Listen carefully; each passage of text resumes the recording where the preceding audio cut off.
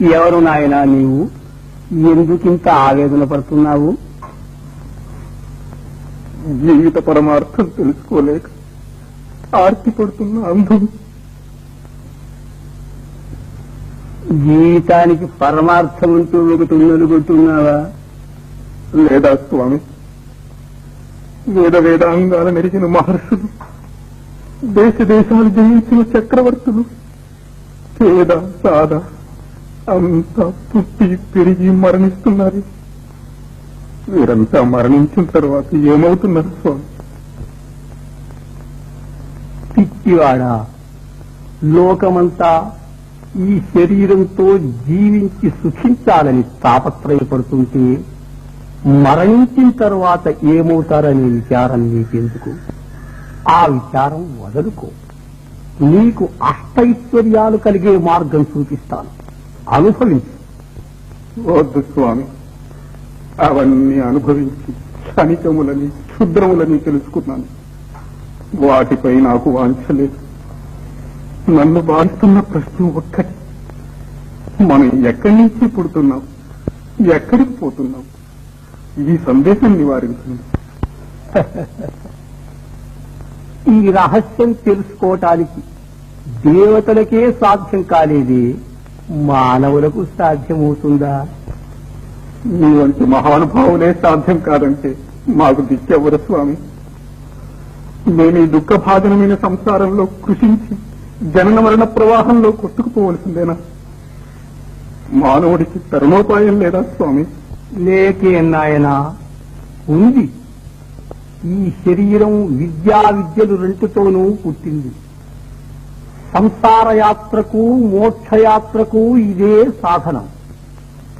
అవిద్యచే మోహితులమై కనిపించే ఈ జగత్తు సత్యము నిత్యము అనుకొని దుఃఖభాజనులమై సావు పుట్టుకల కుమ్మరిసారెలో తిరుగుతున్నాం. ఇదంతా అనిత్యమని, ఈ నాటకానికంతటికీ కారణమైన మహాచైతన్యం వేరే ఉందని, అది నిత్యము సత్యమని తెలుసుకొని ఆ ఆత్మానుభవం పొందాలి. అదే జీవిత పరమార్థం. ఆ ఆత్మానుభవం నాకెట్లా కలుగుతుంది స్వామి? భక్తి మార్గంతో కొందరు, జ్ఞాన మార్గంతో కొందరు సాధించారు.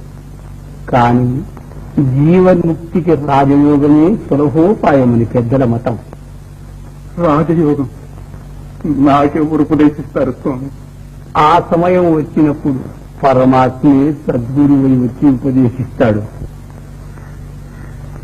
కారు చీకటిలో దారి తెలియక తికమక పడుతున్న నాకు వెలుగు వల్ల మీరు లభించారు.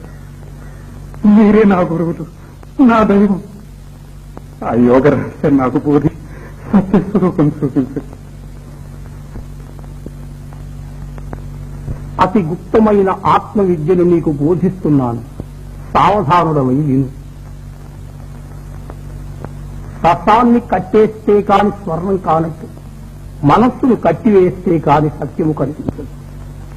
మనస్సే మన బంధానికి మోక్షానికి కారణం.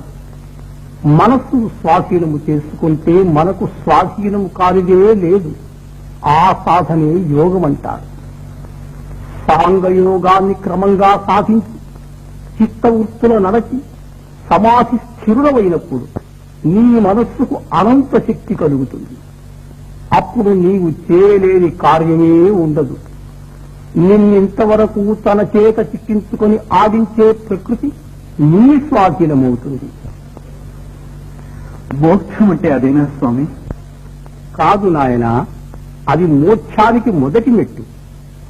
ఆ అనంత శక్తి ప్రలోభానికి మోసపోక సుస్థిర చిత్తుడవై ధ్యానిస్తే స్వయం ప్రకాశము, సచ్చితానందమయము, శాశ్వతమునైన స్వస్వరూపానుభవం కేవల జ్ఞాన రూపంగా నీవు అనుభవిస్తావు. తత్వమసి అంటే అది. అప్పుడు నువ్వు నేను ఒకటి. అది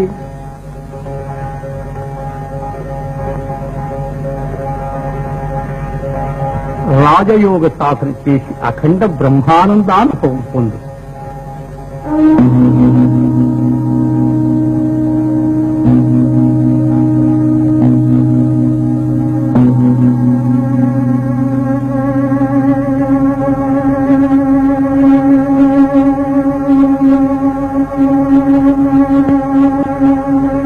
గురు బ్రహ్మ గురు విష్ణు గురుదేవో మహేశ్వర గురు